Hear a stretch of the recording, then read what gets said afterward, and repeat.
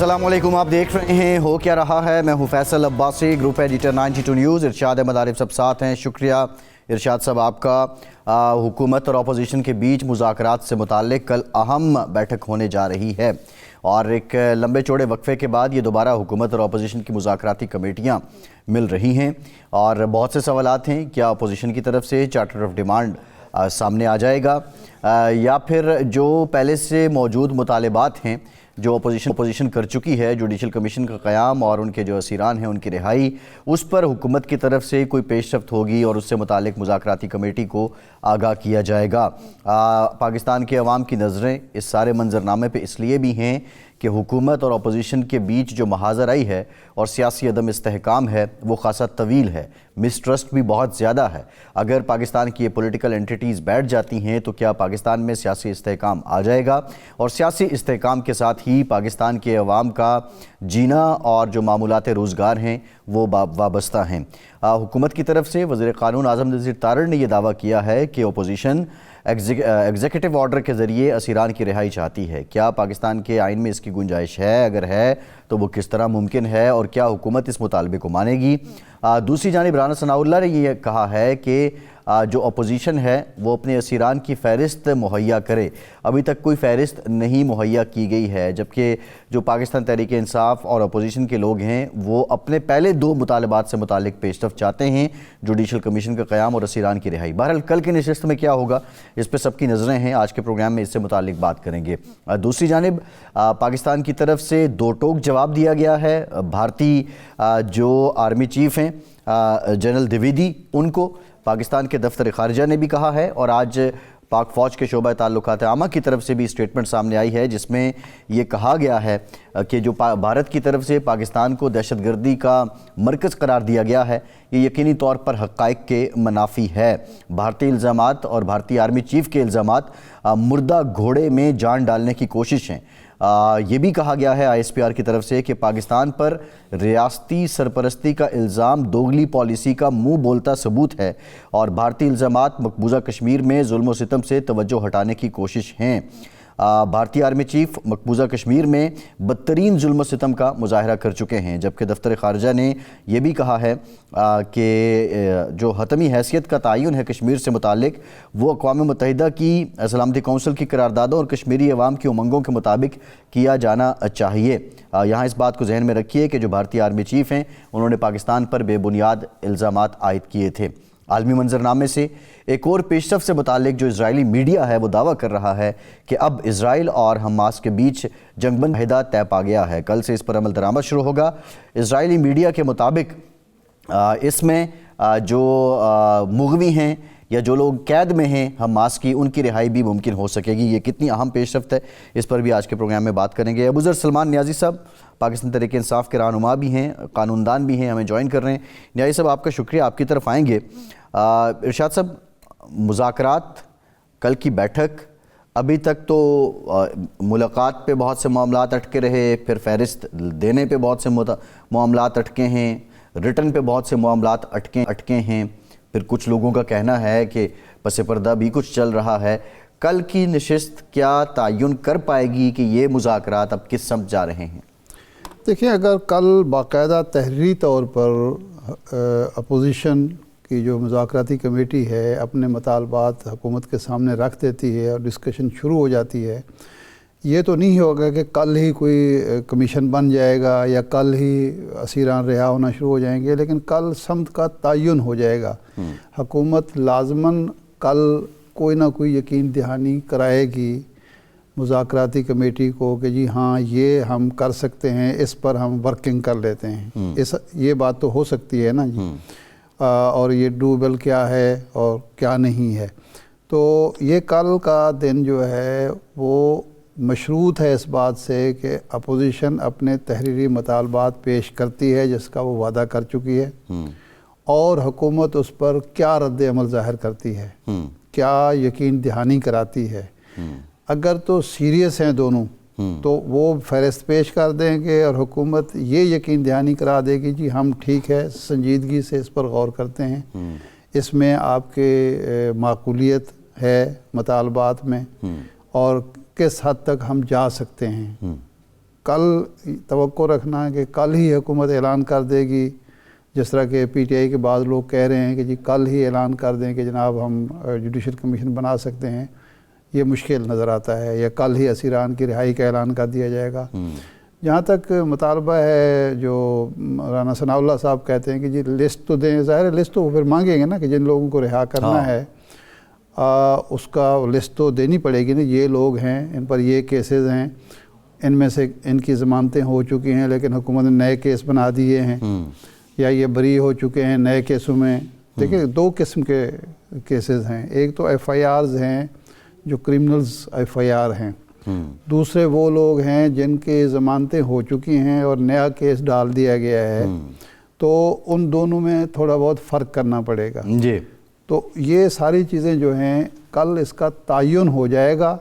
अब अगली नशस्त जो होगी मेरा ख्याल है फिर उसमें कोई ना कोई इनकेस का तायुन नहीं होता तो फिर ये इसका मतलब खाया पिया कुछ नहीं, गिलास थोड़ा भरा नहीं, ऐसा नहीं होगा। फिर भी ये होगा कि ये तो अंदाज़ा हो जाएगा कि सीरियस कितनी है हुकूमत। जी एग्जैक्टली, सीरियसनेस का अंदाज़ा हो जाएगा। बाकी हफ्ता लगता है, 4 दिन लगते हैं जब इस तरह के मुज़ाकरात शुरू होते हैं। देखिए मिसट्रस्ट बहुत ज़्यादा है, बेएतमादी है, तलखी है, एक दूसरे के वजूद के मुखालिफ हैं दोनों फरीक, तो इसमें थोड़ा सा टाइम तो लगेगा। सही है। न्याजी साहब, जो वज़ीर क़ानून ने दावा किया है कि पीटीआई किसी एग्जीक्यूटिव ऑर्डर के ज़रिए रिहाई चाहती है, क्या एक तो ये दावा है, ये डिमांड है पीटीआई की, दूसरा हुकूमत के पास ये इख्तियार है कि वो एग्जीक्यूटिव ऑर्डर लाए और रिहा कर दे असीरान को, और ये आएगा तो ये कौन ऑर्डर करेगा इसको, इसका आइन में तरीक़ाकार क्या है? देखिए पहली बात, कल भी मैं काफी देर तक इमरान खान साहब के साथ था, अडयाला में उनका ट्रायल था, तो मैंने उनके साथ 4-5 घंटे गुजारे। ये कहना जो वजीर कानून ने कहा है कि एक एग्जीक्यूटिव ऑर्डर के तहत हम रिहाई चाह रहे हैं, ये बिल्कुल गलत बात है। ऐसी कोई बात नहीं हुई, ना हमने कोई ऐसी डिमांड उनके सामने रखी है। हमारी एक ही रिक्वायरमेंट है। देखिए फॉर इंस्टेंस हमारे किसी उसकी बेल होती है किसी भी कैदी की, तो होता क्या है, अभी तक वो उसका रोपकार इशू होता है, उसको रिलीज कराने के लिए हम जा रहे होते हैं, रास्ते में होते हैं या जेल से बाहर होते हैं, तो वो नए केस में अरेस्ट हो चुका होता है। अब ये नए केस में अरेस्ट करना जो होता है, ये अब इस हुकूमत की अपनी समझे एक अब्यूज ऑफ पावर होता है। हम चाहते हैं ये जो अब्यूज है पावर है, जो कानून के खिलाफ काम करना, आइन के खिलाफ काम करना, ये रुक जाए, ये थम जाए। जाहिरी बात है एग्जीक्यूटिव ऑर्डर ऑल तो हो सकता है, लेकिन हमें इस तरह की कोई फेवर नहीं चाहिए। हम सिर्फ यही चाह रहे हैं कि इस मुल्क का जो एग्जीक्यूटिव के मामलात हैं वो आप अब्यूज ना करें पावर को, और साथ जो जुडिशरी है उसके अंदर जो इंटरफेरेंस है वो बंद होनी चाहिए, जो एग्जीक्यूटिव के तहत बड़े अरसे से हो रही है, जो इस्लामाबाद हाई कोर्ट के जजेस से के लेटर से रिफ्लेक्ट हुई थी और वो अभी तक चल रही है। जिस तरह अल-कादिर केस का फैसला तारीख का शिकार हुआ 3 दफा, बिल्कुल फजूल रीजंस की बिना पे वो हो सकता था फैसला। ये एक इंटरफेरेंस की एक आपको सिर्फ एक झलक नजर आ रही है। इस तरह की इंटरफेरेंस इस मुल्क की हर अदालत के अंदर तकरीबन पूरी तरह आ चुकी है। हम चाहते हैं वो रुक जाए। अगर वो रुकती है तो फिर कैदियों की रिहाई का मसला हल हो जाएगा। जहां तक जुडिशल कमीशन की बात है, ये खान साहब ने कल भी बात की कि हम चाहते हैं हम आपको सॉफ्ट जो चीज है पहले वो आप कर लें, जो आपके लिए ज्यादा आसान हो, जो एक सिंपल नोटिफिकेशन से हो सकती है। वो ये चीज है कि आप एक independent impartial high powered judicial commission बनाए, सिटिंग सुप्रीम कोर्ट के जज का, जो 26 नवंबर का जो जलियांवाला बाग है जिसमें लोगों को मारा गया, कत्ल किया गया, लोगों को जख्मी किया गया, इतने ज्यादा ऑपरेशन पिम्स की हिस्ट्री में नहीं हुए उस रात को जितने उस दिन हुए, उसकी इंडिपेंडेंट इन्वेस्टिगेशन हो, और जो लोग रिस्पॉन्सिबल हैं, जिन लोगों ने फायरिंग की, अब्यूज किया, इनडिस्क्रिमिनेट फायरिंग की, डिस्प्रोपोर्शनेट फायरिंग की, उनको कटहरे में लाया जाए और उसका हिसाब किया जाए। ये हमारी इल्तिजा है। फिर उसके बाद फर्दर बात चलेगी, गवर्नमेंट को सीरियसनेस शो करानी पड़ेगी। अगर वो नहीं कराएंगे तो हम उनसे फेवर्स लेने के लिए नहीं बैठे जी हमें ये फेवर दे दें, वो फेवर दे दें। हम आइन और कानून की बात करें, उसके मुताबिक काम करें। जो आइन और कानून में पॉसिबल है। नैब साहब, अब आप जो जुडिशल कमीशन चाहते हैं वो 26 नवंबर के वाक़यात पर चाहते हैं, 9 मई के वाक़यात या 9 मई पर आप जुडिशल कमीशन नहीं चाहते? नहीं नहीं, वो तो हमारी डिमांड, देखिए 3 डिमांड्स है ना। हम चाहते हैं 2 जुडिशियल कमीशंस बने, एक 9 मई का और साथ साथ 26 नवंबर का। फिर तीसरी डिमांड है पॉलिटिकल प्रिजनर्स की रिलीज पे। लेकिन अगर फॉर इंस्टेंस ये कल ऐलान कर देते हैं हम 26 नवंबर का अभी बना रहे हैं, तो इससे इनकी बोनाफाइडीज नजर आएंगी। फिर उसके बाद 9 मई का भी बनना चाहिए, हमारी डिमांड है, हम इससे पीछे नहीं हटेंगे, ये तो 2 साल से हम डिमांड कर रहे हैं। और फिर उसके बाद पॉलिटिकल प्रिजनर्स की बात है। So just to move forward, जो इनके लिए सबसे आसान काम हो वो हम इनको कह रहे हैं सबसे पहले कर दें, जो एक नोटिफिकेशन है। प्रिजनर्स की रिलीज में तो टाइम लगेगा, आपको पता है, पूरा जुडिशियल प्रोसेस को फॉलो करना पड़ेगा। लेकिन ये तो चीजें हैं, एक कैबिनेट के अप्रूवल से नोटिफिकेशन होना है और कुछ भी नहीं होना। तो इसमें क्या हुकूमत को इतनी पेचीदगी का सामना है, इतने मसाइल का सामना है कि जुडिशियल कमेटी नहीं बन सकता। पहले कहते हैं जी रिटर्न में दें। आपको याद है डिमांड्स, फैसल साहब को याद है, मुझे याद है, 5वीं क्लास के बच्चे को डिमांड्स याद है। रिटर्न में देना एक डिलेइंग टैक्टिक थी, चले अभी हमने दे दी। अब क्या आपको इसमें जल्दी है, वो सुबह देखेंगे क्या मसला है। मेरे ख्याल से तो it's straightforward case now to move further, अगर इनकी कोई नीयत ठीक है तो।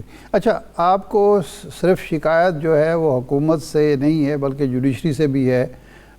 इस्लामाबाद हाई कोर्ट के चीफ जस्टिस के खिलाफ आपके शिकायत हैं। वो माजी के जो चीफ जस्टिस साहब थे काजी फैज़ साहब, उससे भी शिकायत थी। हुकूमत आपको यकीन दहानी करा देती है कि हम इंटरफेयर नहीं करेंगे। उसके बाद आपको यकीन है कि मातहत अदलिया और सुपीरियर जुडिशरी जो है यकीनन आपके साथ इंसाफ करेगी और उनके तमाम फैसले आपको काबिल कबूल होंगे? देखिए, हमने तो कभी ये नहीं कहा कि खाली अदलिया का कसूर है। हमारा मानना पहले दिन से ये है, देखें काजी फैज़ ईसा साहब को छोड़ के जो बदनीयत थे, जिनको अपना कोई इमरान खान साहब से शायद कोई मसला था, उसका गुस्सा निकालते रहे पूरे 1-1.5 साल। वो जज तो नहीं थे, वो एक दुश्मन बन के बैठे अपने मनसब पे। इमरान खान साहब को जो सजाएं हुई, इद्दत केस हो गया, तो शखाना हो गया, बाकी जितने साइफर केस हो गया, उस सब में आपको रिफ्लेक्शन अंदर आती है इंटरफेरेंस की। जिस तरह दीवारों के पीछे छुपा के खुफिया ट्रायल किया गया, सजा दी गई, फिर वो इस्लामाबाद हाई कोर्ट में जब एपलेट फोरम पे गया, उसकी जुडिशियल स्क्रूटनी हुई, तो वो डस्टबिन में गया, वो गंद की टोकरी में गया वो फैसला। क्यों? क्योंकि आपने वो इंटरफेरेंस के तहत सजा दी थी। अभी यही अलकादर में हो रहा है। मैं अब फिर बात करूंगा, देखिए अलकादर केस जो है, इसके अंदर अभी तक ऑन रिकॉर्ड प्रोसिक्यूशन की आयोग की स्टेटमेंट भी देख ले, 1 रुपए का फाइनेंशियल बेनिफिट प्रूव नहीं होता जो इमरान खान साहब के पास जाता हो या उनकी बीवी के पास जाता हो। वो एक ट्रस्टी है, एक चैरिटेबल ट्रस्ट के, जो पब्लिक पर्पस ट्रस्ट है, जिसके बेनिफिशरीज वो स्टूडेंट्स हैं जो स्कॉलरशिप में वहां पे पढ़ रहे हैं। अगर आपको नैब इतनी सगी होती, ये कैसर नजीर भट्ट साहब है, नैब के चेयरमैन हैं, इतने सीरियस होते, अगर इन्होंने इन्वेस्टिगेट करना ही था तो ये इन्वेस्टिगेट ये करते कि 2015 में जब हुसैन नवाज ने ये प्रॉपर्टी बेची आपको, तो उस वक्त वो 15 मिलियन पाउंड की प्रॉपर्टी 40 मिलियन पाउंड की कैसे बिकी? उसमें 25 मिलियन पाउंड का जो 10 अरब रुपया बनता है पाकिस्तानी प्रॉफिट हुसैन नवाज को हुआ है, और उसके वालिद उस वक्त प्राइम मिनिस्टर थे। अगर ये करप्शन ढूंढनी है तो ये है। नहीं, न्याजी साहब क्वेश्चन ये है, न्याजी साहब क्वेश्चन ये है, एक तो बात ये है कि आप एक शख्स को फैसिलिटेट करें, उसके बदले आपको ज़मीन मिले, वो आप अतिया कर दें, क्या ये अमल दुरुस्त है? नंबर 1। नंबर 2, पहली बात जी जी आप कर लें, इसको रिस्पॉन्ड कर लें, फिर दूसरा आते हैं। पहली बात, वो ज़मीन मुझे अतिया नहीं मिली एज इमरान खान या एज बुशरा बीबी। वो ज़मीन जो है वो अतिया मिली एज डोनेट हुई एक यूनिवर्सिटी को, जो एक चैरिटेबल ट्रस्ट है, और उस यूनिवर्सिटी का एक मरला, एक पानी की टैंकी भी इमरान खान के नाम पे नहीं है। इमरान खान उस यूनिवर्सिटी का ट्रस्टी है, जिस तरह शौकत खानम हो गया, जिस तरह नमल यूनिवर्सिटी हो गई, ये सारे ट्रस्ट हैं, इनको पूरी दुनिया से डोनेशंस मिलती है। अगर उस यूनिवर्सिटी को एक डोनेशन मिल रही है जमीन की फॉर्म में, तो उसमें क्या गलत बात है? और उसमें इमरान खान जो है वो कहां से बेनिफिशियरी हो गया? जब तक नैब का कानून है, सुप्रीम कोर्ट की जजमेंट्स ये कहती हैं नैब के कानून की तशरीह करते हुए, जब तक कोई फाइनेंशियल बेनिफिट एक्यूज्ड के ऊपर ना अक्रू हो रहा हो 1 रुपए का, तब तक नैब उस केस की जुरिस्डिक्शन भी अज्यूम नहीं कर सकती। अच्छा, ये बताइए, न्याय साहब दूसरा सवाल है, दूसरा सवाल ये है, चलें आपकी बात अगर मान भी ली जाए कि वो फेवर जो है वो नहीं ली बानी पीटीआई ने या इमरान खान ने, लेकिन क्वेश्चन ये है कि एक शख्स को, प्रॉपर्टी टाइकून को फेवर देने के लिए इसको कैबिनेट से क्यों खुफिया रखा गया, इसकी खुफिया मंजूरी क्यों ली गई, ये सामने भी तो ली जा सकती थी। दूसरा जो एनसीए का, सॉरी इसमें नहीं, थोड़ा सा एनसीए का जो प्रेस रिलीज़ है वो ये आखिर में कह रहा है, वो सारे बयान करके आखिर में कह रहा है कि the assets will be return to state of Pakistan. वो स्टेट ऑफ पाकिस्तान को रिटर्न नहीं हो रहे, वो के अकाउंट में जा रहे हैं। ये भी ज़रा थोड़ा सा वजाहत कर दीजिए।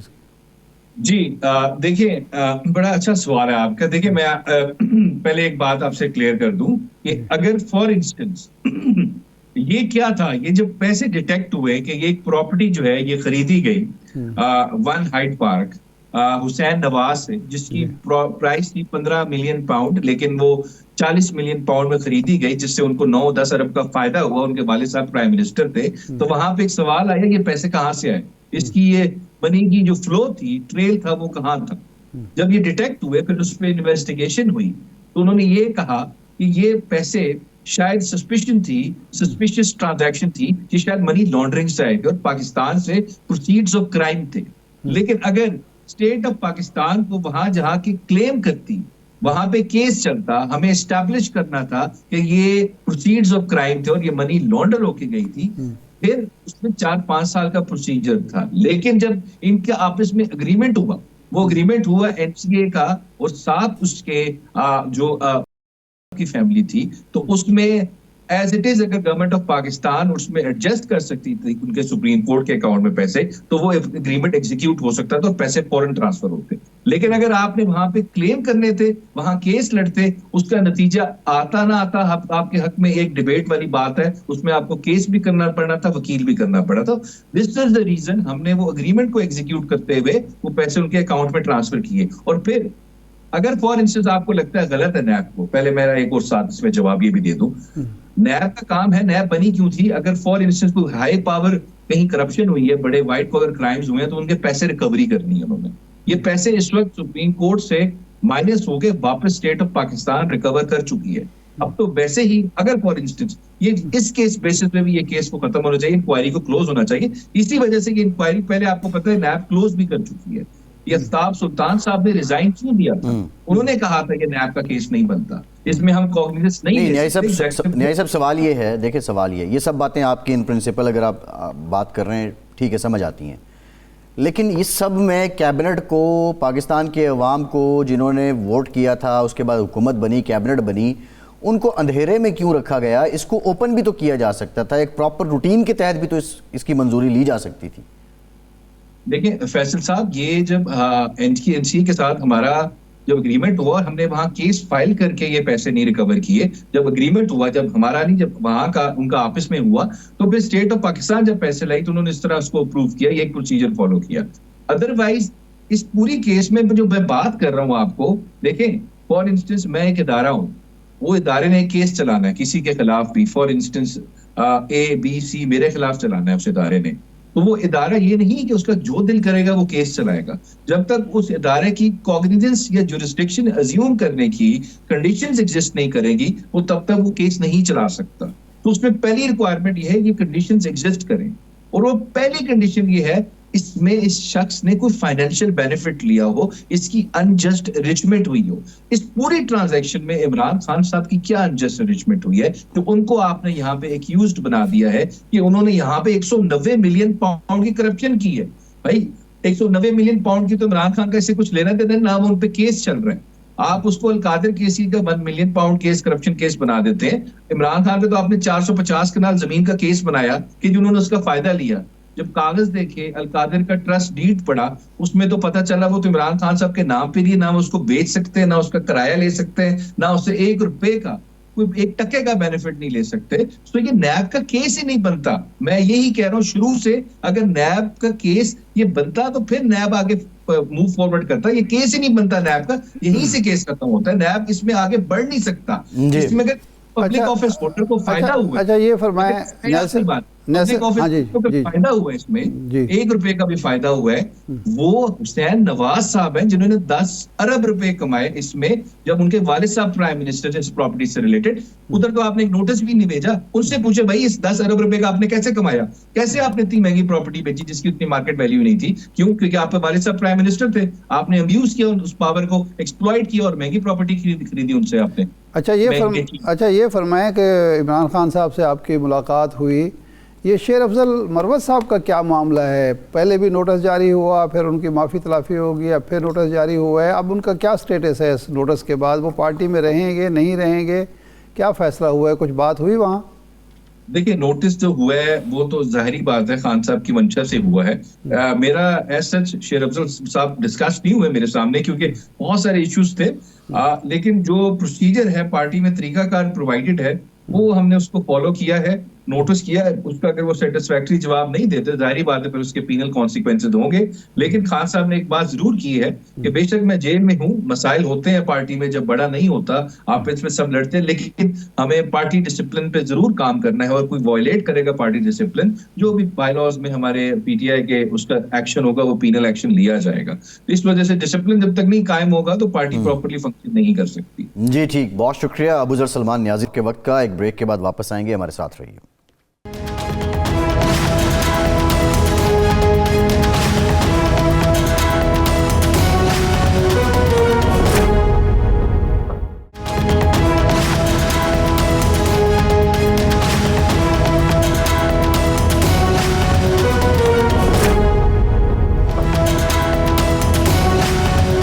ब्रेक के बाद एक बार फिर से आपको खुशामदीद कहेंगे। आज पाकिस्तानी फ़ौज के शोबा ताल्लुकात आमा की तरफ से जो स्टेटमेंट आई है उसमें दो टोक और बड़ा क्लियर पैगाम दिया गया है भारतीय जो आर्मी चीफ़ हैं उनकी स्टेटमेंट पर।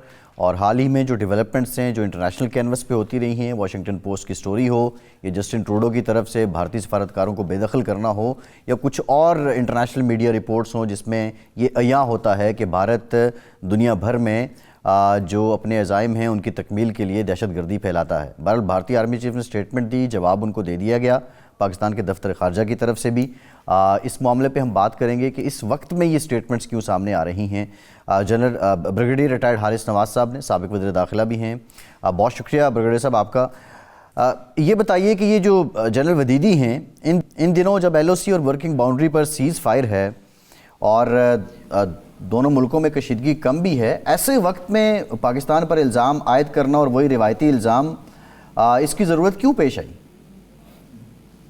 देखें, बात यह है कि वी नो इट कि इनको, इंडिया को अभी दुनिया ग्लोबल टेररिज्म समझती है और ये ग्लोबल फाइनेंशियल टेररिज्म भी कर रहे हैं। उसके बाद अभी जो इनको सख्त इनका मुंह काला हुआ वो लद्दाख में, वखान के एरिया में आपने देखा होगा, लद्दाख के एरिया में कि चाइना ने 3 इनकी जो एरियाज को अपने एरिया में लेके काउंटर्स बना दिए। ना ये लड़ सकते हैं, ना ये ऑफिशियली कोई बात कर सकते हैं, ना डिप्लोमेटिकली कर सकते हैं। अब वहाँ पर इतना डरते हैं इनके कर्नल को, और उसके बाद आपको पता है कि सिपाहियों को इन्होंने डंडों से जाने से मार के दरिया में फेंक दिया था। इस किफ़त को मिटाने के लिए अब ये अटेंशन डाइवर्ट करते हैं, जो कश्मीर में कर रहे हैं, जो जुल्म बर्बरियत कर रहे हैं, डेमोग्राफिक चेंजेस करने की कोशिश कर रहे हैं। कश्मीर ने कब्जा कर लिया है, उनके बागात, बिजनेस, एजुकेशन यंग लोगों की तबाह कर दी, इंडिजिनस मूवमेंट वहाँ पे चल रही है आज़ादी की, वो कंट्रोल नहीं होती, इसलिए कि ये इनकी फ़ौज जो है वो अनट्रेंड अनप्रोफेशनल है, सिर्फ गरीब औरतों बच्चों बूढ़ों को शहीद कर सकते हैं। एंड मूवमेंट चल रही है, मणिपुर का आपके सामने नज़र आ रहा है, दुनिया में अब ये एक्सपोज हो गया है टेररिस्ट कंट्री। तो ये अटेंशन डाइवर्ट करने के लिए हमेशा से करते हैं, कभी फैल फ्लैग ऑपरेशन करते हैं, कभी सर्जिकल स्ट्राइक करते हैं, अपनी अटेंशन डाइवर्ट करते हैं। सो ये इनकी प्रॉब्लम है। अब इस वक्त बात यह कि आपके सामने अमेरिका, इन्होंने कनाडा में सिख लीडर को मारा और पकड़े गए, उसके बाद कनाडा के उनके ताल्लुकात ख़राब हो गए इंडिया के। अमेरिका में सिख लीडर को मारने की कोशिश में पकड़े गए, एक्सपोज हो गए, इंक्वायरी हो रही है, इनका सिक्योरिटी एडवाइज़र इंडिया वहाँ पर जा नहीं सकता। पाकिस्तान में इन्होंने 20 पाकिस्तानी मारे टारगेट किलिंग से, और उन्होंने कहा कि ये क्यों कश्मीर कॉज को सपोर्ट करते थे, खुद एक्सेप्ट किए। What they are doing in Afghanistan against Pakistan पे में जो दहशतगर्दी कर रहे हैं। गुलबचन यादव मिसाल आपके सामने, दुनिया में serving naval Indian commander, arrested in Pakistan, death penalty दी गई। आईसीजे ने कहा जी बिल्कुल ठीक, आपने सजा दी है, we will not interfere in that. ये चीज़ों की वजह से अब ये इनको ये नज़र आ रहा है कि हमारे ऊपर बहुत जो रास्ता तंग होने वाला है, इसलिए ये प्रियम्प्ट करते हैं, बात करते हैं, इस तरह की बातें करते हैं, लेकिन अब ये इसमें कामयाब नहीं हो सकते। ब्रिगेडियर साहब, ये फरमाएं कि ये जो कुछ आपने बयान किया ये हकीकत है, लेकिन क्या वजह है कि इस इशू पर भी हमारे वज़ीर दिफा ने ज़ुबान नहीं खोली, जो महमूद गज़नवी के ख़िलाफ़ भी तकरीर फरमाते हैं, गुफ्तगू फरमाते हैं, अपोजिशन के ख़िलाफ़ रोज़ाना धुआंधार तकरीरें भी करते हैं, प्रेस कॉन्फ्रेंस भी करते हैं, हर इशू पर बोलते हैं, सिवाय ये हमारा जो इंडिया का इशू है, जो हमारा दुश्मन है। यानी वाशिंगटन पोस्ट की स्टोरी आई, वज़ीर दिफा का मुझे याद नहीं कि कोई बयान आया हो, फ़ौज का तर्जमान हमेशा बात करता है। कनाडा में जो कुछ हुआ उस पर भी वो खामोश रहते हैं और बाकी लोग भी बहुत ज़्यादा नहीं बोलते, और आज भी यही सूरत हाल है। तो हम क्यों नहीं ऐसे बेहतरीन मौक़े को इस्तेमाल कर रहे हैं भारत के ख़िलाफ़, जबकि आलमी सतह पर वो बदनाम भी हो रहा है और उसके जो हमारा नैरेटिव मजबूत भी हो रहा है। देखिए, ये एक सरप्राइजिंग बात है कि ये जो रिलीज है, प्रेस रिलीज, ये should have come from defence ministry. हमें आईएसपी को जरूरत नहीं, लेकिन वो उनको करना पड़ता है अपनी आपकी पोजीशन क्लियर करने के लिए। जो कुछ चीफ आर्मी स्टाफ आपके सामने नासिम मनीर मुल्क के लिए कर रहे हैं, SIFC में कर रहे हैं, इकोनॉमी रिवाइव करने के लिए, पॉलिटिकल स्टेबिलिटी लाने के लिए भी आपके सामने KPK में गए थे, वहाँ जाके कायदीन से बात की है, कुरम के लिए, उत्पादन के लिए। उन्होंने कहा पाकिस्तान हमारा है, सिर्फ हम पाकिस्तान के लिए काम करें, हमारे कोई और एजेंडा नहीं है। Safety security of people of Pakistan हम रियलाइज नहीं कर रहे हैं, हमारे पे 5th जनरेशन का अटैक हुआ है। हुकूमत को पूरी सपोर्ट से, फुल सपोर्ट के साथ आना चाहिए आगे। आपको एज ए नेशन स्टैंड करना है, आपने एनिमी को डिफीट करना है, नैरेटिव को। स्ट्रॉन्ग मिलिट्री, स्ट्रॉन्ग फेडरेशन, ये वो ब्रेक करना चाहते हैं, सीरिया की तरह, इराक की तरह, लिबिया की तरह, जो उन्होंने वहाँ पर अब कर रहे हैं। Pakistan the main target being an Islamic nuclear state, ये वजह है। और फिर बैटल, फौज स्ट्रांग है, फौज को कमज़ोर करना, ये टारगेट है। पूरी कौम जब तक खड़ी नहीं होगी, हम इस नैरेटिव को डिफीट नहीं करेंगे। इसलिए मैं ये कहता हूं, ये तो बिल्कुल आप दुरुस्त फरमा रहे हैं। ये आपको वजह क्या नज़र आती है कि हमारे वज़ीर दिफा जो हैं या हमारी हुकूमत इस मामले पर क्यों ज़्यादातर खामोश रहती है? देखिए, बात यह है कि मेरे ख्याल में ये बहुत ही अफसोस की बात है। इसके ऊपर फॉरेन ऑफिस को रद्देमल देना चाहिए था। फॉरेन ऑफिस का रद्देमल आया है ब्रिगेडियर साहब, फॉरेन ऑफिस का रद्देमल आया है जी, बिल्कुल है। डिफेंस मिनिस्टर का जो है, डिफेंस मिनिस्ट्री का बहुत जरूरी है रिपोर्ट लाना। आई वुड से टीवी पे आके वो कभी ऑपोजिशन के बारे में बात करते हैं, कोई डायलॉग्स के बारे में बात करते हैं, कुछ बात करते हैं। He should have been very vocal. We reject this all whatever has happened and we will not accept it. क्योंकि इंडिया अपनी अटेंशन डाइवर्ट कर रहा है, इसलिए ये बातें करता है, ताकि दुनिया को पता ना चले कि आपने जबरदस्ती कब्जा भी कर लिया इलीगली इंडियन ऑक्युपाइड कश्मीर के ऊपर, फिर आपने उसके ऊपर डेमोक्रेटिक चेंजेस करना चाह रहे हैं। आप अपने मणिपुर का हालात देख लें, क्रिश्चियन को क्या किया है। अच्छा ब्रिगेडियर साहब, ये जो भारत के अंदर के हालात हैं वो आपके भी सामने हैं, वो हमारे भी सामने हैं। चीन का, लद्दाख का आपने जिक्र कर दिया। हाल ही में जो बांग्लादेश में हुकूमत बदली है, हसीना वाजिद को रुखसत किया गया है, और उसके बाद हमने देखा कि कल जो उनकी आर्मी के प्रिंसिपल स्टाफ ऑफिसर हैं, उनकी भी पाकिस्तान में आर्मी चीफ से मुलाकात हुई, उनकी पाकिस्तान आमद हुई। ऐसे वक्त में ये जो आमद है उसकी सिग्निफिकेंस क्या है, और क्या भारत पिछले 15-20 सालों में, अब ये जो रवां साल है, पिछले कुछ अरसे में एक एब्सोल्यूट सफारती तन्हाई का शिकार है? टोटल आइसोलेशन में इनकी दुम पे पांव अभी है। जब बांग्लादेश ने इनको किक आउट किया अपने मुल्क से, दे गॉट फेड अप। उनके अवाम वहाँ पर एक सिक्योरिटी स्टेट उन्होंने बना ली थी, इंडियन टोटल इन्फ्लुएंस था, हसीना वाजिद हाईजैक हुई थी। अब जब वहाँ पर उन्होंने उनकी FIR भी काटी है, दे वांट कि उसको वापस भी लाया जाए। पाकिस्तान से दरीना हमारे ब्रदरली रिलेशनशिप थे, कल्चरल है, और हर लिहाज से हमारे उनसे बहुत भाईचारा था। इन्होंने नफरत फैला के ख़त्म की। अब आपने देखा कि आज हमारा डेलीगेशन में इंडिया गया हुआ है, वहाँ बांग्लादेश गया हुआ है, वहाँ चीफ और जनरल स्टाफ आए हैं, उसके बाद और ऑफिसर्स भी हैं, वो चीफ आर्मी स्टाफ को मिले हैं, चेयरमैन जॉइंट चीफ को मिले, आज एयर हेडक्वार्टर गए हुए थे। ये जो फिर अभी हमारी फ्लाइट्स भी खुल रही हैं, हमारे डिफेंस कॉपरेशन बहुत बढ़ रही है, उनके लोग अब ऑफिसर्स आएंगे ट्रेनिंग में पाकिस्तान में लेंगे, जितना हमारे से इंटरेक्शन होगी, ये इंडिया को तकलीफ है। जो उसका ख्वाब था इस रीजन का कि मैं हेजमोनिक डिजाइन करके सबको अपने कंट्रोल में कर लूं और पाकिस्तान को स्टमिंग ब्लॉक समझते थे, वो हमने नहीं कर सका ये, इसलिए अब बांग्लादेश में निकल गया, सार्क की सारी कंट्रीज भी इसके कंट्रोल से निकल गई हैं, अब सार्क भी फाल हो जाएगा, इंडिया विल बी आइसोलेटेड। ये प्रॉब्लम है जो नींद उड़ी हुई है, ये जो 4-5 का टोला है खतरनाक दहशतगर्दों का, ये इंडिया को तबाही की तरफ लेके जा रहे हैं। अगर सोवियत यूनियन की, मेरा ईमान है कि अगर 15 रियासतें टूट सकती हैं इतनी बड़ी फौज के साथ, तो इंडिया की फौज जो नकारा, अनट्रेन्ड, अनप्रोफेशनल, आपको पता है सबसे ज्यादा दुनिया में खुदकुशी के रेशो जो है इंडियन सिपाहियों का, this shows lack of trust in the leadership.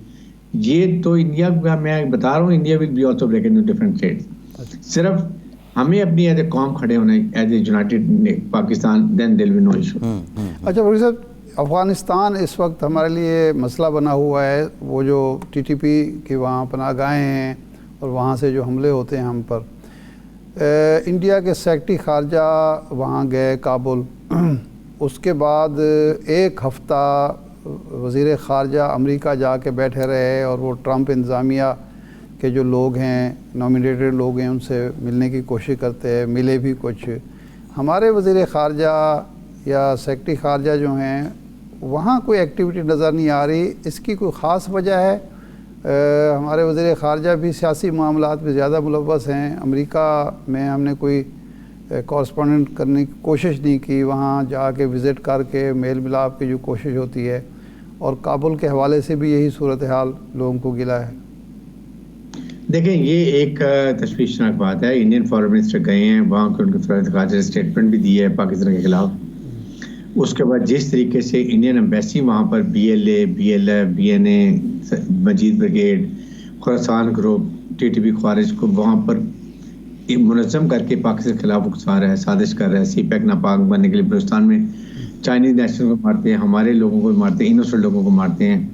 फिर उसके बाद किस पूरी कोशिश है किसी तरीके से पाकिस्तान CPEC ने बनाया इकोनॉमिक तरक्की ना करे, क्योंकि वजह यह है कि अफगानिस्तान पीसफुल होगा तो मतलब है हमारी सेंट्रल एशिया से भी कनेक्टिविटी हो जाएगी, बलूचिस्तान के रास्ते गवादर पोर्ट चाइना से भी हो जाएगी।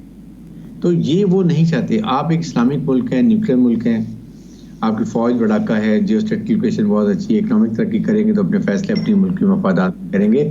ये बेसिकली ये प्रॉब्लम है, इसको हमें समझना चाहिए। हमें अपनी सफारतकारी और बेहतर करने की जरूरत है। हमारे फॉरेन मिनिस्टर जो डिप्टी प्राइम मिनिस्टर भी हैं, he should be more concentrating on foreign affairs, that is more important. आपको भी अभी से अपनी आपको एफर्ट करनी चाहिए कि 20 जनवरी के बाद जो नई एडमिनिस्ट्रेशन आती है, क्या वो हमें पाकिस्तान को कुछ प्रेशर कर सकते हैं, उसका हमने क्या जवाब करना है, आज तैयारी करने की जरूरत है। हमारा एम्बेसी वहाँ बड़ी एक्टिव होनी चाहिए, फॉरेन मिनिस्टर को एक्टिव होने जाना, बल्कि है मुझसे वो ज़ाहिर है कि उधर इन्विटेशन नहीं आते हैं, ये जा भी नहीं सकते हैं, अपने हालात को ठीक नहीं करते हैं। सो इस वक्त हमें इन हाउस ठीक करना है, put your house in order, economically, politically, political stable, economic stable government can dictate their terms to the world. जब आप रिसीविंग एंड पर हो और आप as a nuclear state behave ना कर रहे हो तो लोग आपको कुछ भी नहीं पूछेंगे। इस वक्त इंडिया और इजराइल को थ्रेट पाकिस्तान से है न्यूक्लियर, इसलिए अमेरिका भी कहता है जी हमारे अहदाफ को नुकसान हो सकता है, दिस इज द रीजन। हमने इसको कैसे, that is an art of diplomacy, और ये हमें आज तैयारी करने की जरूरत है। अच्छा, एक इशू ये इसराइल का आपने जिक्र किया, आज की जो इसराइली मीडिया बता रहा है कि मुआहदा हो गया है कतर में और हमास ने भी उसकी मंजूरी दे दी है, और कल शायद सीज़ फायर इम्प्लीमेंट हो जाए और एतवार तक कैदियों का तबादला शुरू हो जाए। तो आप समझते हैं कि वहाँ अगर ये सीज़ फायर हो जाता है तो ब्लिंकन के जो परसों उसने बयान दिया था कि जी 7 अक्टूबर से पहले ये तय हो गया था कि सऊदी अरब ने इसराइल को तस्लीम कर लेना था, ये जो कुछ हुआ ये हादसा नहीं था बल्कि प्लानिंग थी उस अमल को, जो अमन प्रोसेस था उसको रोकने का। तो क्या आपके ख्याल में एक तो ये होगा कि अब जो तबाही हो चुकी है, क्या आलमी बिरादरी गज़ा की और फ़लस्तीन की बहाली के लिए कुछ करेगी? एक बात। दूसरा ये है कि ये अमन अगर कायम होता है, मुआहदा हो जाता है, तो फिर एक दबाव आएगा कि अब इसराइल को तस्लीम किया जाए ताकि फ़लस्तीन की रियासत के लिए कोई पेशरफ्त की जा सके। देखें, इस वक्त जो दवाई वहाँ पर की गई है, ये 42-43 डेज की वो कह रहे हैं जी हम यहाँ पर कर रहे हैं सीज फायर। मीन्स अगर हमास इस टैप में आ जाती है और वो उनके सारे कैदी छोड़ देते, सारा इशू है कैदियों का। 3-4 हदाफ थे इसके अंदर, उनके टारगेट थे।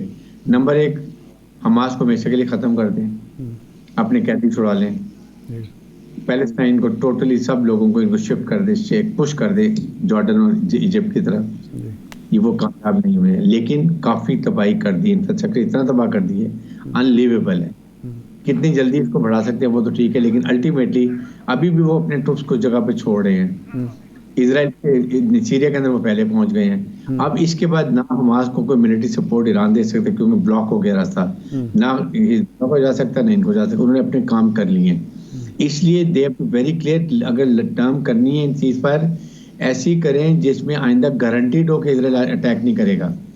उनके दूसरों का छोड़ें जब ये proper long term cease fire हो जाती है, और कहीं ना कहीं होनी चाहिए कि कहीं इसको इंडिपेंडेंट स्टेट बनाना चाहिए, 2 स्टेट सूरी जो है। अदरवाइज के बाद 22-43 दिन के जब इनके कैदी छूट जाएंगे, इधर अगेन इश्यूज बना के जाएगा और इनको और ज्यादा नुकसान पहुंचाएगा। सो यहाँ पर बेरुखी जो हमारे इस्लामिक ममालिक, I think that is known कि हमें एज ए जब तक इस्लामिक मुल्क इकट्ठे होके नेटो की तरह बिहेव नहीं करेंगे, इकोनॉमिकली स्ट्रॉन्ग नहीं होंगे, अपने मुतफादात को इकट्ठा रखेंगे, जोड़ कर रखेंगे, ये हमारे साथ ऐसे ही होगा। और जो ग्रेटर इजराइल का आपने मैप देख लिया है, सऊदी अरब पोर्शंस, उसके बाद लेबनान भी है, जॉर्डन भी है, इजिप्ट भी है, तो व्हाट इज लेफ्ट? एक इतना सा मुल्क बिकॉज हम इकट्ठे नहीं है। सो बड़ी सोच समझ के प्लानिंग चाहिए। बिल्कुल मैं ठीक समझ 7 अक्टूबर हुआ था, इसीलिए उन्होंने किया था कि कहीं ये तमाम ममालिक इसको इजराइल को एक्सेप्ट ना कर लें और पैलेस्टाइन से रुलता रह जाए, इसलिए उन्होंने किया। और इसको अब काफ़ी हद हाईलाइट हो गया और दुनिया बात करिए कि 2 नेशन स्टेट होनी चाहिए ताकि ये हमेशा के लिए मसला खत्म हो। जी ठीक, बहुत शुक्रिया ब्रिगेडियर हारिस साहब आपके वक्त का। एक ब्रेक के बाद वापस आते हैं।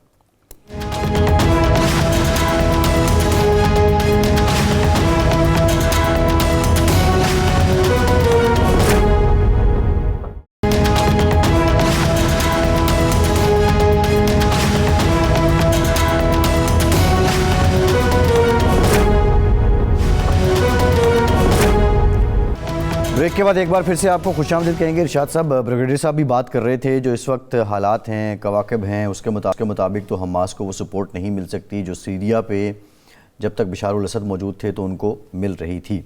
और ज़ाहिर आप वो जो बफर जोन है, गोलान का इलाका है, वहाँ पे भी इजराइल जो है वो उस आए दिन अपनी पेशकदमी जो है वो कर रहा है, निशाना बनाता है उसको भी।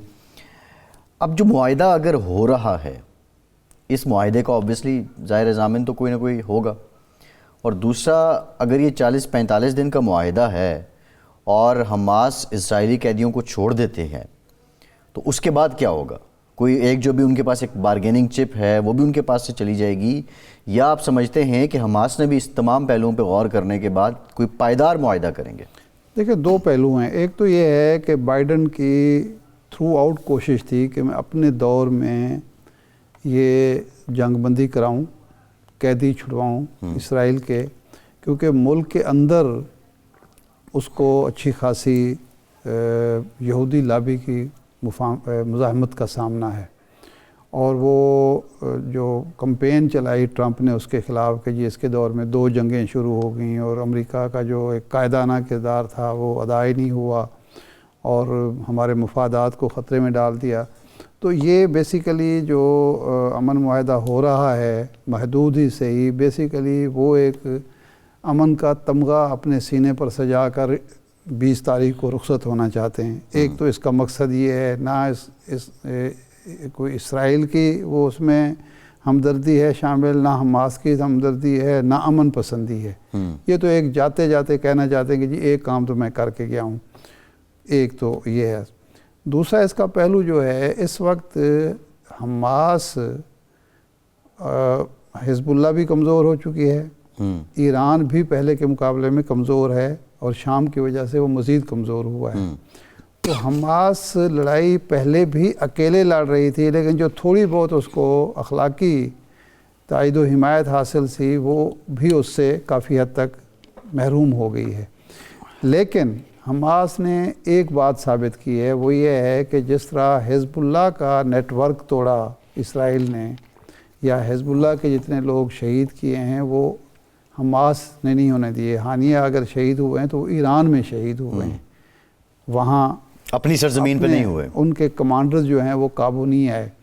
और कैदियों के मुकाबले में इनके 27 कैदी अगर रिहा होंगे तो उनके इससे ज़्यादा रिहा होंगे। देखना अब ये है कि मुस्लिम ममालिक का, OIC का, सऊदी अरब का, अरब ममालिक का, अरब लीग का रवैया क्या है। जो ब्लिंकन के बयान का मैं हवाला दे रहा था, उसने तो अब ये खोल कर रख दिया कि 7 अक्टूबर को अगर ये हमला ना होता तो उसके बकौल सऊदी अरब तैयार था और उसके बाद पता नहीं कौन कौन तैयार होता, और उसके नतीजे में फ़लस्तीन की रियासत बने ना बने, इसराइल कम अज़ कम रिकगनाइज़ हो जाता कि वो एक जायज़ रियासत है और उसका कब्ज़ा जो है वो दुरुस्त है बिल्कुल। और मुस्लिम ममालिक ने मान लेना था। जब एक दफ़ा मान लिया तो उसके बाद फिर इसराइल महफूज भी हो गया और लेजिटिमेट भी हो गया और इसराइल का जो ग्रेटर इसराइल का मंसूबा है उसको आगे बढ़ाने के लिए उसको बहुत बड़ी स्पेस भी मिल गई। लेकिन अब तो बिसात उलट गई ना, अब तो जो कुछ हो चुका अब तो फिर नहीं, अब अगर हो चुका है तो अब देखना ये है कि अगर फिर इस माहदे को या इससे आगे होने वाले किसी माहदे को बुनियाद बनाकर अमेरिका हमसे यानी मुस्लिम ममालिक से, अरब ममालिक से फरमाइश करता है कि जनाब अब तो हमने अमन कायम करा दिया, तो अब वापस उसी जगह पे आएँ जहाँ 7 अक्टूबर को थे हम। तो अगर हम मान जाते हैं, यानी मैं हमसे मुराद अरब ममालिक हैं, मुस्लिम ममालिक हैं, तो फिर तो जाहिर बात है इसराइल का मोहम्मद बिन सलमान की एक स्टेटमेंट और थी। इसराइल का जो फ़ायदा ये होगा कि पहले इसराइल भी कुछ ना कुछ खौफ था। पहले इसराइल ने अपनी मिलिट्री माइट का इस तरह से इजहार नहीं किया था। अब जिस तरह इजहार किया है और जिस तरह उसकी मुखालफत या मुज़ाहमत सफारती सतह पर, आलमी सतह पर नहीं हुई, अब उसके अज़ाइम ज़्यादा बुलंद हैं। लेकिन इरशाद साहब इसमें दो पहलू हैं। एक तो आपको याद है एक मोहम्मद बिन सलमान की जो स्टेटमेंट सामने आई एक इंटरव्यू के ज़रिए, उसमें कहा कि अगर मैं इसराइल को तस्लीम कर लूँ तो मेरे अपने ही लोग मुझे नहीं छोड़ेंगे। एक बात तो ये है, जो बर्बरियत हालिया हुई है उसको एक नई नस्ल ने, पूरी दुनिया की एक नई नस्ल ने देखा। इसराइल की पहले जो बर्बरियत थी वो अपनी जगह मौजूद थी, लेकिन अब पूरी दुनिया ने देखा, वो भी एक प्रेशर मौजूद है। आप नहीं समझते कि वो जो 7 अक्टूबर वाला प्लान था, अब इसराइल खुद ही बहुत पीछे चला गया है, UN की उसको वो सपोर्ट नहीं रही। देखें, उसूली तौर पर, बुनियादी तौर पर तो हमास ने मुस्लिम उम्मा को मजबूत कर दिया है कि उसने दिखा दिया इसराइल का चेहरा, उसने दिखा दिया अमेरिका का चेहरा, उसने दिखा दिया अक़वाम मुत्तहिदा की कमज़ोरी, मुनाफिकत के तमाम दर्जात उसने बता सारा कुछ ओपन कर दिया। उसने बता दिया कि जी अब आप अगर इसको तस्लीम करेंगे तो टारगेट फिर हम नहीं हैं। ये ग्रेटर इसराइल का इस वक्त नक्शा आना जो है ये कोई इत्तेफाक तो नहीं हो सकता। ये एक बाकायदा है कि आगे हमारे अज़ाइम क्या हैं, जो पहले चीज़ें छुपी हुई थी वो खुल के आ गई। सऊदी अरब ने तो खैर उसकी मजम्मत की है, UAE जो अमेरिका का अलाई है उसने मजम्मत की है। तो अब ये ममालिक जो हैं ज़्यादा मजबूत पोजीशन में ये कह सकते हैं कि जब तक नंबर 1 फ़लस्तीन कायम नहीं होता, रियासत के तौर पर उसका वजूद तस्लीम नहीं किया जाता, अक़वाम मुत्तहिदा में उसको मेंबरशिप नहीं दी जाती, जब तक गज़ा की और फ़लस्तीन की बहाली नहीं होती, उसी तरह जिस तरह जर्मनी की हुई थी जंग के बाद, जिस तरह कई और ममालिक की हो चुकी है, वियतनाम की हुई है, उसी तरह बहाली नहीं होती। और जिस वक्त तक इसराइल इस बात को तस्लीम नहीं करता कि वो जो उसने बस्तियां बनाई हैं फ़लस्तीनी इलाकों में वो वापस लेके ये कहे कि जी मेरा यही इलाका है, यही मेरा नक्शा है, इससे आगे मैं नहीं बढ़ूँगा, और ये यकीन दहानी वो अक़वाम मुत्तहिदा में कराए, अक़वाम आलम के सामने कराए, अमेरिका उसका गारंटर बने, उस वक्त तक हम तस्लीम नहीं करेंगे। अब तो मजबूत केस है आलम इस्लाम का या अरबों का या सऊदी अरब का। अब अगर कोई कमज़ोरी दिखाता है तो फिर ये उसकी कमज़ोरी है।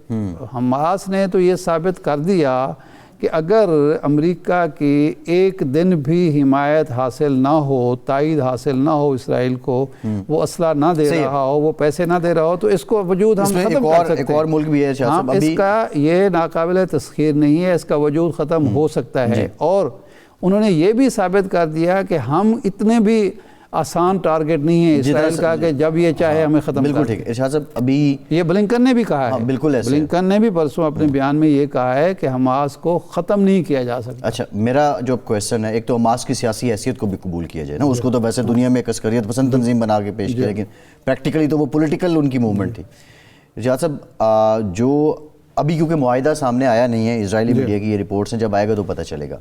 सऊदी अरब का आप नाम ले रहे हैं, तुर्किया जो है वो बिलीव करते हैं मिडल पावर डिप्लोमेसी पे, क्या इस मुआहिदे में उनका भी कोई किरदार होगा, आप क्या समझते हैं?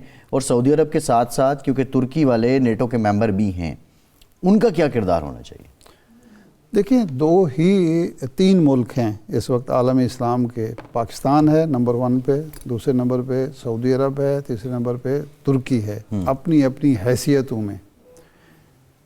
बाकी आलम इस्लाम इन तीनों की तरफ देखता है, ठीक है ना जी।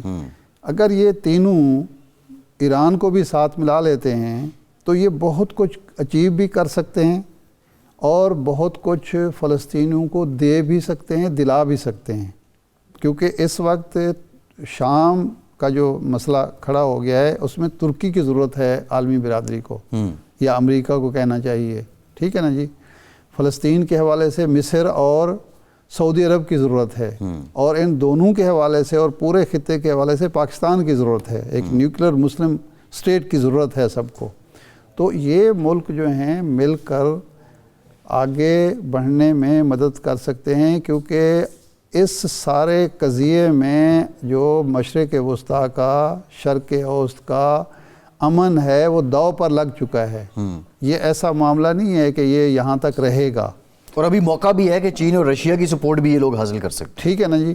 तो इसलिए अगर ये 3-4 मुल्क चाहें तो बहुत कुछ कर सकते हैं, और यकीनन करेंगे। पाकिस्तान तो ज़रूर करेगा, पाकिस्तान का तो ये एक हमेशा रहा है इस हवाले से।